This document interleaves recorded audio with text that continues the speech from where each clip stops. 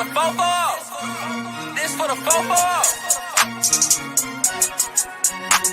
For the city and them back roads. Got a whole county full of them ghosts. All from the fofo and let's go. Hey, it's just for Beulah County. Yeah, right on your head like a bounty. Said I'm from Beulah, they know I'm from Beulah. So let me just go talk about my surroundings. Shout out them Eagles that's out in Geneva. Them Lakers, oh yeah, that's Palmerton and Valley. We from the football chasing these goals. If you in the way, you get taken out proudly. And Jefferson soaring with Falcons. Said that you working, you ain't really working. You see that we working, our hands got a callus. Putting in reps till we moving some mountains. Edgewood got warriors, they won't allow it. Me, I bleed green and gold, they know defeating no dragons who run the whole city. You wildin'. And they really doubt it. And next we gon' go to Grand Valley. Work like a horse and don't show no remorse. So opponents keep coming, we stack them and pile them. Yeah, and Connie I flooded with Spartans. As soon as they pull up on game day, we park them. Cause we number one in that spot, ain't a bargain. Man, shout out St. John, they be ballin' like Harden. This for the fofo. This for the fofo. This for the fofo. Good morning, everybody. Welcome here on this very chilly Tuesday to the 440 Sports Show. My name is Sam Torres. Thanks for joining us this morning. Ashtabula's only morning sports talk show here on a Monday through Friday basis. We didn't have too much going on yesterday. It rained a pretty good portion of the day and didn't really stop until, I think it was 1 or 2 o'clock when it finally kind of dried up. So not a lot of baseball and softball to cover yesterday. We did get some covered on the network yesterday, and we're going to go through those scores here in just a little bit when we hit the scoreboard. I am excited for the fact that we're going to get right back at it again today, though. Heading over, I know I will be covering Edgewood versus Kirtland at Edgewood. Now, this is a game that has some pretty big implications when it comes to that CVC Valley division, with Edgewood and Kirtland sitting at Edgewood sitting at 6-1 and Kirtland sitting at 5-1, and we'll talk about that here in a little bit as well. But I think the biggest surprise of the year for this Valley division right now is the undefeated Berkshire Badgers. Edgewood is coming off of a year where they should have or they did win the CVC Valley division last year. I know that even though they won the division, that their season ended a lot quicker than they wanted to, losing in that first round. So this is a team that they're trying to kind of come back from that loss last year. And that CVC, this is also the final year that you're going to see that CVC Valley division as we currently know it. We're going to talk about that a little bit today as well, with the CVC taking on 3 additional teams. I know we've kind of touched on it. We've kind of touched on it prior in prior shows. Let's do our daily sound check. Let's do that. Make sure you guys. Yep, we're good there. CVC taking on 3 additional teams in Madison, Conneaut, and Jefferson, and we're going to kind of talk about what that's going to mean. In I guess we'll go through each sport and really jump into that and talk a little bit about the importance of that conference and what I think it's going to do for this area. Because to be quite honest with you, I think this area in Ashtabula County, in particular, I think really suffered. I think it suffered through the dissolving of the NEC. So the NEC conference, formerly known as the Northeastern Conference, was a conference made up of Ashtabula County teams and as well as a couple Lake County teams. The NEC that I knew and loved was Jefferson, Lakeside, Conneaut, Edgewood, Geneva. Madison had moved to the PAC already. I feel like there was one more in there. Jefferson, Lakeside, Edgewood, Conneaut, Jefferson, or no, Jefferson, Geneva. It may have only been 5, but I know at one time Madison was part of it. I know Harvey was part of it. I know at one time Riverside was part of it. And it was a conference that really made sense. Now, I think what happened was as the playoff talk, and a lot of this kind of centers around football. And I know people kind of get sick of hearing that. I know people get kind of sick of hearing about football, but it's a big deal. It's a big deal, and it definitely moves the needle with a lot of athletic decisions. I think in most schools' cases, and if I'm wrong, I would love to hear your input on this. But I think in most schools' instances, football is probably the number one moneymaker when it comes to ticket sales and that sort of thing. I'm sure baseball is right, or basketball, excuse me, is right up there. Being able, depending on what school it is, you can really fill a gym. You look at Edgewood, you look at Jefferson over this past year, and I don't think I've seen an empty gym anytime those teams took the court. But where football is just kind of almost paying the bills, really, for the athletic departments in a lot of these. And when the NEC breaks up and you have some new formations of different conferences, including like the PAC, and Edgewood or Madison heads over to the PAC, and I think for a time Riverside was in the PAC as well. Harvey went to the PAC. The NEC was left with 5 teams, and you had teams like Lakeside that come into existence in 2001 and become at that time a Division I school, the largest school in the county, with Ashtabula and Harbor getting together and forming one school. You had, I think there was worries that a school like a Lakeside, and really in some regard even a school like Geneva,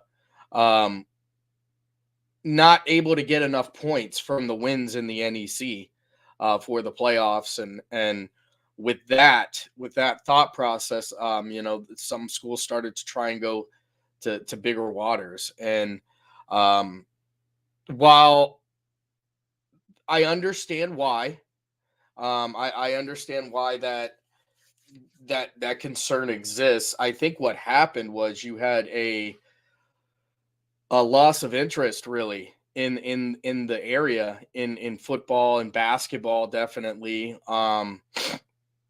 because people were playing so far away, and for quite a while, not only were you traveling that long, but you were traveling that long to get your butt kicked.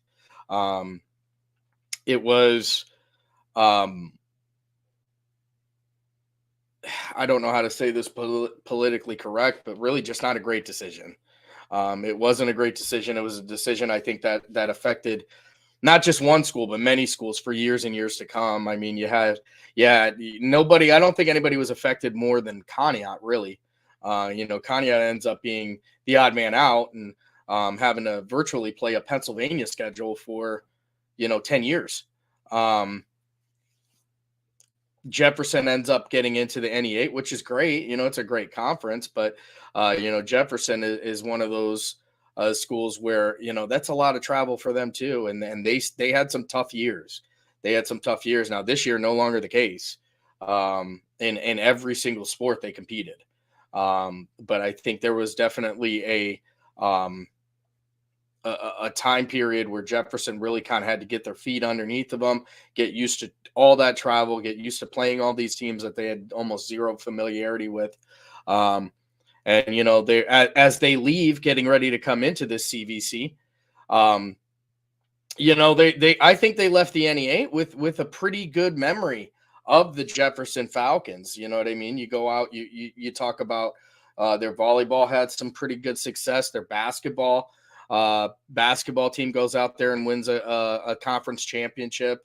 The football team goes out there and wins a regional semifinal, getting to the second to last game for a state championship, with, probably the biggest Cinderella story that this area or any school that I can remember. If there's a bigger Cinderella story than that, then I'd love to see it from this area. But and their baseball is going out there and getting some pretty quality wins as well. But so Jefferson will leave the CVC or leave the NE8. They're going to join the CVC. They're going to join. Now, Conneaut is definitely going to benefit from this because Conneaut having to play in Pennsylvania. You talk in terms of football, how that kind of messes with your points. You talk in basketball, trying to, again, travel into Pennsylvania constantly. It's a different brand. It really is. And I know they're only separated by a border, but there's just kind of a different brand. And you talk about the restrictions that exist in Ohio, and you talk about the restrictions that exist in Pennsylvania, and they're different. You can train long, you can train more, you can train longer. Football in particular, they just kind of go by the seat of their pants. They do whatever they need to do over there in Pennsylvania. So, you look at a football team that by the time you saw them in week 1 could have been practicing since like April. But Conneaut gets out of there. And one of the things I think that's going to be the most interesting about that is Conneaut's going to maintain some of those games in a non-conference, in a non-conference schedule. And then you've got Madison coming into the CVC. So next year, the CVC will unveil its newest face. And the CVC really has done a great job. I think they've done a great job of forming this mega conference with factions inside of it. So, the conference is like well over 30 teams now, and it goes, Ashtabula, Lake County, into Cuyahoga County. But with this, the divisions pretty much make sense. Now, I say that with baseball this year, and not just this year, but even last year, didn't necessarily make a whole lot of sense to me with like Edgewood being in the Valley division. And I don't know if they went like big school, little school, or how they came to that determination. But you've got the CVC Lake division next year. Now that CVC Lake division is going to be a division that is made up of Lakeside, Geneva, Madison, Edgewood, Conneaut, and Jefferson. A 6-team conference with everybody within a very close distance of driving to each other. Personally, I believe it's going to be a highly competitive conference. I think it's going to be a bunch of teams that are kind of in similar parts of their journey, I guess is the best way to put it. There's going to be a lot of teams that are kind of equally competitive. There are going to be some surprises in there. But Jefferson, you've already got a rivalry that's pretty apparent with Jefferson and Edgewood. I think that's great. And, Edgewood seems to be the reason for a rivalry with a lot of teams out here. And it's nothing to their doing. It's just who they are. You know what I mean? You've already got the Battle of the Bridge between Lakeside and Jefferson. Jefferson and Conneaut is Ashtabula's oldest living rivalry. They're neighbors. And then the Jefferson-Edgewood rivalry is one that has developed over the last probably 5 to 6 years, and that has turned into primetime television every time those guys take the field. That's going to be one that I'm really looking forward to seeing. Madison is an interesting one. Addition-wise for me, because Madison, Madison and Geneva already have an established rivalry, not just in football, basically in everything. Madison and Geneva are butted up against each other, and I think it's the Ashtabula kids versus the Lake County kids. So that's a ready-made rivalry, ready to go there.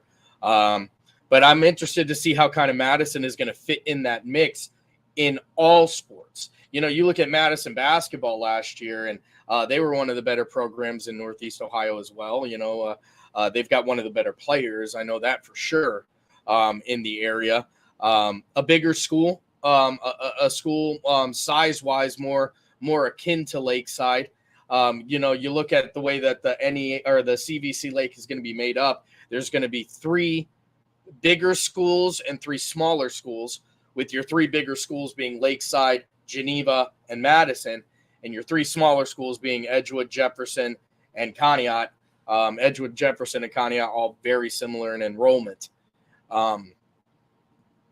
It's going to be an interesting mix, to see where the CVC is going to pick up with this.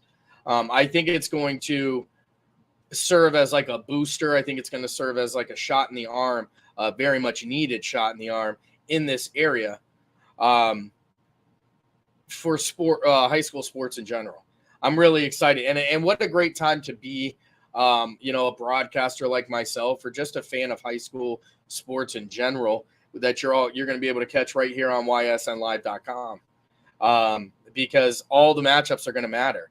I look at the tenacity and the ferociousness of the games within a conference like the NE8, because all of these teams are so close together.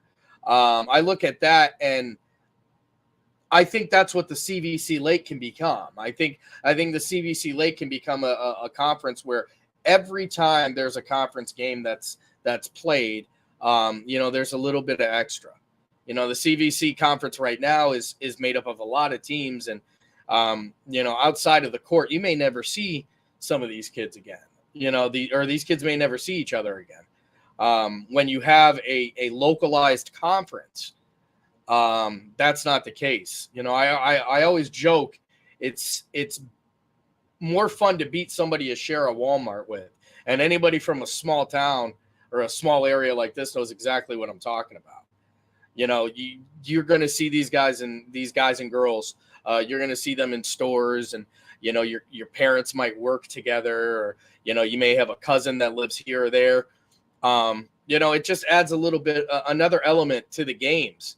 Whether you're talking football, basketball, volleyball, any sport really, there's an added incentive to beat the ones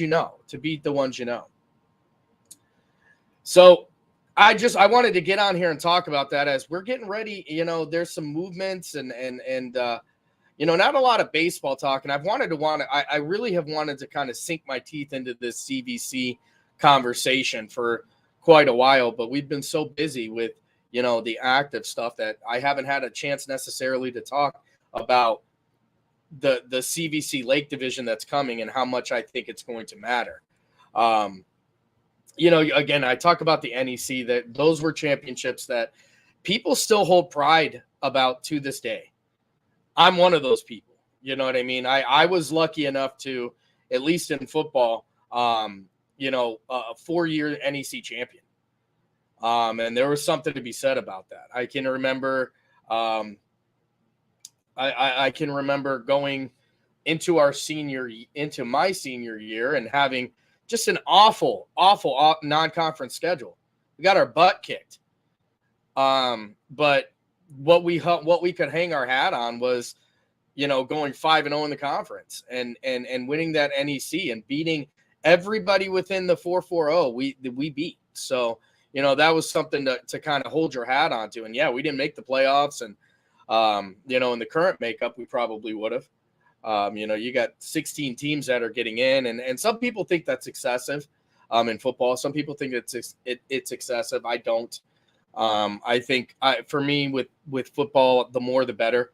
That's what I love about volleyball. That's what I love about basketball, baseball, softball. I love that everybody gets in. I love, the season still matters, but everybody gets in. So you have a chance at the end of the year, through all the talk, to prove yourself. And it sets up these upsets. And, sometimes these teams that are, higher on the hog, these teams that are, and not as these teams that have done well throughout the season, that have worked so hard for, great records and that sort of thing, they get ousted in the first round. They get beat by a team that they don't necessarily think that they should have lost to. But it's any given day. And that's the best part of sports. I think that's the best aspect of sports, is it's any given day. Anybody can beat anybody. Now in football, just logistically, I don't think you could have every single team get in. They'd be playing. They are already playing into December now, which, has brought up conversations of, is it too much? But I think it makes sense to give as many teams as possible a chance in the playoffs. Yes. Do you get some absolute snoozers in that first round? Sure. You sure do. But that's kind of how the playoffs are designed in all things, aren't they? With the top seed playing the bottom seed, that's what you're going to have. But that's not why we watch. That's not why we tune in. We tune in because there's always that, it's like in March Madness, there's that 116 upset. There's the 215. The most interesting matchups usually happen at 7-8 because they're two teams that are so close that when they meet up, it's a literal toss-up. And usually one team feels like they should have been in the spot of the other. So now that's the beginning of the show. Wanted to jump into some of that as, baseball in this area, not too much happening yesterday, but we are going to run over to some, to get some commercials in here this morning.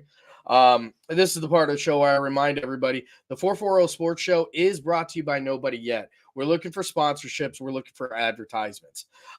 If you have a company, a product, or anything that you would like to promote on your sports network. Now, your sports network is a network of almost 70 different schools and way more than 70 demographics. Give me a call. You can catch any of these, any of the social medias. Reach out there. You can go to ysnlive.com. Under the advertisement. It's a great way to get your product in front of a whole lot of people, all the way from the Mahoning River to the lake. You're catching everybody in between. And now all the way down to Akron, as well as we with the introduction of Hoban as part of our new coverage area. Look at, that's a huge region to get your product or your business out there.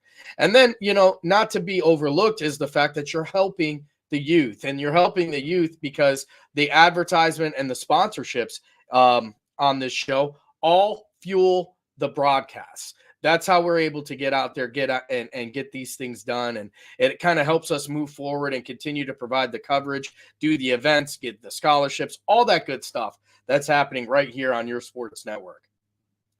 When we get back, we're going to talk about some of the scores from yesterday. We're going to talk about some of the standings as they are right now. And then we're also going to talk about some of the games that are happening today. My name is Sam Torres. This is the 440 Sports Show. I'll be right back after we hear from our friends from Toyota of Warren.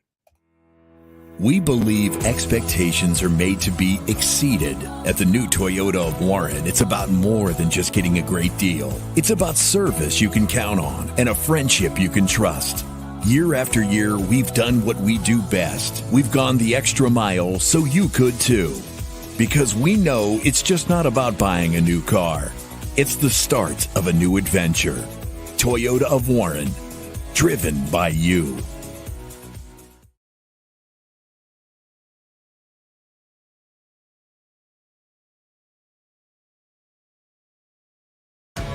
.21 News delivers the news as it happens, using the latest technology from where it happens.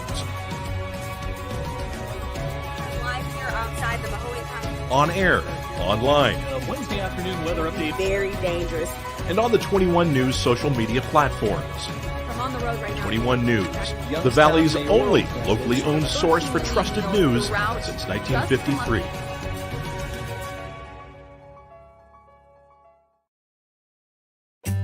As fine as the eye can see, the finest hardwoods from the finest trees. Made for your home and within your means, Baird Brothers will help fulfill your dreams. Let life and light come shining through in quiet morns. And heavy traffic, too. Find your easy-to-afford fine hardwood floors and doors and more at BairdBrothers.com. Every customer has a story, and at Greenwood Chevrolet, we are committed to making sure it ends with you in the right vehicle. I get to be part of somebody's adventure, whether it's buying a car for the first time, helping them get approved, or finding the perfect car for their budget. I'm proud that people trust me with their finances. They trust me to take care of them, and they trust me with their story. I'm Tracy, and I'm ready to go the extra mile for you, only at Greenwood Chevrolet.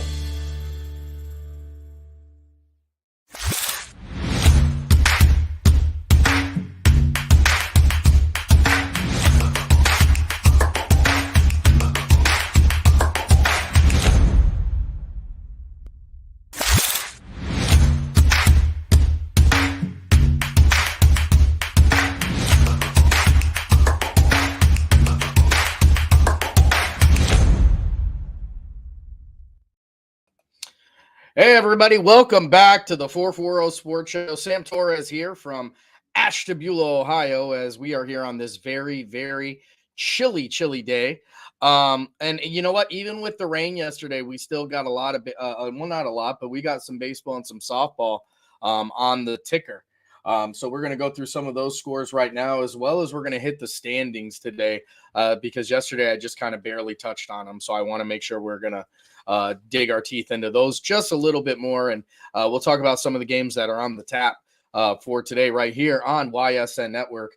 Don't forget, you can catch all the replays on both Facebook, YouTube, as well as ysnlive.com. And I really want to encourage people to go over there and start voting for these big dogs of the Valley. This is the fan-chosen award that is given up. The Big Dogs of the Valley is a pretty big one. I know that in the last couple months we've had some kids, get well over 100,000 votes. Now this is an award that you can vote for multiple times. So when you get somebody up there, vote until, like Anthony said, vote until your thumbs fall off. Support these young athletes. And what this does is, as they go through the year, if you've been chosen as the Big Dog of the Valley for the week, you are then eligible to be chosen as the Big Dog of the Valley for the year. And what an award that really ends up being. It's a pretty awesome thing going on right here on YSN. Yesterday, it's Fitch and Harding, and Fitch able to get over top of Harding in this one, 4-3. Fitch baseball has really done a pretty good job this year. And I'm going to bring up our Power 20 just one more time. Just 1 second. You look at the Power 20 and Fitch sitting at 15. I'm sure that particular game is going to help them as Warren Harding has quite a few wins, and they are also a Division I team. So the way that the power rankings work, and DJ did a great job talking about it yesterday. The Power 20, it goes by how many teams you beat. So you're going to get your points for winning winning against another team. You're going to get a half point for every team that the teams you beat. So that seems a little, kind of convoluted, but think about it this way. You're not going to get the 1 point for every team the opponents you have won against have beat. You're going to get half a point. You're going to lose a point for every team you lose, every game you lose.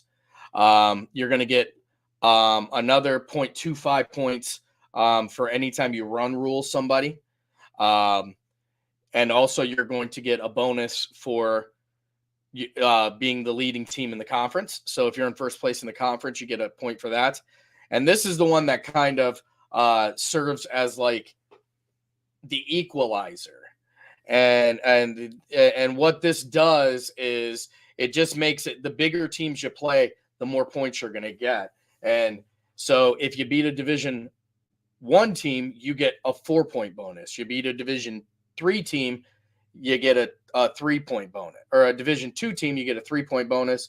A Division II team gives you a 2-point bonus, or excuse me, 3 team gives you a 2-point bonus, and a Division IV team gives you a 1-point bonus. Now, there's been some talk on whether or not that too heavily favors the bigger schools. And I would say no, and I'm going to tell you why. Because our power rankings say otherwise. We've got a nice mix of Division I, Division II, Division III teams in there. I think what is going to ultimately what the formula, what the algorithm is ultimately going to do. It's going to reward the teams that are playing games. And not just playing games, but winning games.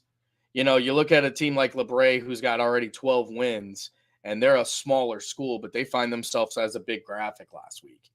It's because they've got a ton of games in and they've won a lot of games. So I think it's going to reward the teams who are winning. I think the Division I teams and the Division II teams are going to have a slight advantage because of the division bonus points.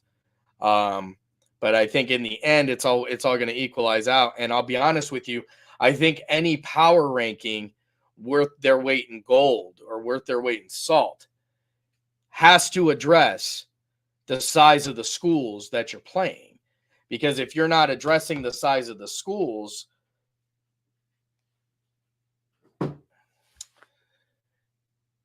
it's kind of unfair to the bigger schools, I guess, is what it comes down to. Now, I'm not saying that there are no top level Division IV schools, and there are Division IV schools that would, circle the bases 100 times on some Division I schools. But overall, when you look at what a Division I school actually is, a Division I school just means that they have a ton of athletes to kind of choose from. So just in that alone, they're going to be worth more points. On paper, it should be tougher to beat a Division I than a Division IV. That's not always the case. But I think you look at every power ranking, that they do in football, basketball, whatever, there's a division difference on depending on who you beat. Cardinal Mooney goes 12-0 over Youngstown East. Crestview goes 9-4 over Garrettsville. Southern Local getting a 9-4 win over East Palestine. Brookfield falling to LeBray as LeBray has gotten right back up on the horse, 14-0. Claymont falls to Edison, 8-1, and Newton Falls 12-1. As we head over to the softball side of things, Fitch wins 18-0. And I need to confirm this, so don't report, all of this. But if I'm not mistaken, I think that Sydney Watts threw another perfect game last night. And if she did, that's absolutely insane. 18-0 win over Harding. You got Garrettsville Garfield going 7-2 over Crestview. Southern Local Girls going to go 10-2 over East Palestine. LeBray going 17-2. Brookfield going 17-2 over LeBray. And Liberty going 14-5 over Newton Falls. Those were your scores from yesterday as we're going to head over onto the standings page. The AAC has not moved. Holding tight there as over on the softball field or softball side, you got Austintown Fitch, perfect 12-0 record. Here in Beaver Local or Buckeye North, you got Harrison Central on top here on the baseball side. Indian Creek on top in the softball side. We're going to skip over that CVC. The EBC, you got Alliance sitting up at the top there, 12-3, 4-1 overall. Marlington on the top there, 16-1 for Marlington and a 5-0 conference. Holy smokes. The EOAC was probably the least. They probably like this power ranking the least as their top teams just missed the cut, sitting at 21-22. Columbiana is 8-6 overall with a 5-0 record, and then United is 8-4 overall with a 5-0 record. Over on the softball side, you've got United at an 8-0 in the conference, Columbiana at 8-0 on the conference, 12-2 and 13-2. I believe they are in a crash course for each other. Heading over to the MVAC, one of the bigger conferences in the state. You got Crestview sitting on top, 7-1, 9-2 overall in baseball. Jackson Milton with a 12-5 record and a 7-2 in the conference. Absolutely incredible. Champion, who has been phenomenal all year long this year, 10-0 in the conference. Excuse me. 10-0 in the conference, 13-1 overall. You got Western Reserve that's 7-0 and 10-0. They're another team I believe that they are going to be meeting up NAC in the Stars division, you got Matthews, who's 2-0 and 6-1 in the conference. Down here, you got Bristol, who's 5-6, and St. John, who's 2-0, and that's a game that I believe is happening this week. That's going to be the one that kind of changes the conference, at least in that division for sure. Still some bad blood there as St. John is knocked out of the playoffs last year by Bristol, so that's going to be a pretty good one. Chalker 4-0 in softball, 7-2 overall. PV is 6-0, 10-3 overall. The PV Laker girls have really surprised some people this year by getting the job done. Over here in the NE8, you got Lakeview 8-1 and a 10-1 overall, taking the top leaderboard spot here in this conference, with Poland and South Range splitting their series. I do believe Lakeview is set to take on Poland this week, so this conference in particular could make a change. South Range is 7-0 with an 11-1 overall record here on the softball side. As we head over into the Portage Trail, you got Warren JFK. The Eagles are flying high, 4-0, 8-2 overall. And then we'll head over to the Steel Valley, where Ursuline sits on the top in baseball, 3-0, 9-4 overall record. You got Cardinal Mooney 2-0 and 4-1 overall record there. So I just want to we'll jump over here real quick to this CVC standings right now, where Berkshire stands on top, 5-0. 5-0 in the conference with an overall record of 8-4, and Edgewood taking on Kirtland tonight, who to grab potentially another conference win. But Kirtland also can do the same thing. You know what I mean? So 10-4, 9-3. This is sure to be a very, very good game. It's going to be called by yours truly. It's a 4:30 first pitch. So I'm really excited about this one. We'll head over into the Chagrin Valley division. Chagrin Falls on top in the conference here. Share this tab. Chagrin Falls on top there with a 4-1 conference, 10-5 overall record. Geneva 3-1, 9-3. And then you've got Hawken, Perry, West Geauga, and then our friends over at Orange 2-4, and Lakeside 0-5 within the conference. So those are your conference standings as it is right now. I think a lot is going to change, particularly in the NE8 this week. I think a lot is going to change. I know tonight's game between Edgewood and Kirtland is going to be a big one. You're not going to want to miss that one over at Walter Higgins Field at Edgewood High School. It's going to be a division molding game tonight is what you're going to have. I'm really interested to see who's going to be on the bump, who's going to be for Edgewood. You know, are they going with Dietrich? Are they going with Measle, who just had a great week last week? They've got some arms. They've got some arms out there, and they've got some arm talent. And who's going to be the big bat? Or does Kirtland come in here and sting the Warriors? We'll find out tonight. We'll find out tonight for sure. That's going to be it for today's show, folks. I just want to thank everybody for joining us this morning. Invite you to join us again tomorrow as we'll be jumping into the results from today. We'll be, whatever interviews we've got going. I know we've got a cool treat coming up this week later on with a signing for the first time, and I can't wait to do that one. This is Sam Torres, the 440 Sports Show. I'll see you tomorrow. This for the fofo. This for the fofo. For the city and the back roads, got a whole county full of them ghosts. All from the fofo. Hey, it's just for Beulah County. Yeah, right on your head like a bounty. Said I'm from Beulah, they know I'm from Beulah, so let me just go talk about my surroundings. Shout out them Eagles that's out in Geneva, them Lakers, oh yeah, that's Palmerton and Valley. We from the fofo chasing these goals. If you in the way, you get taken out proudly.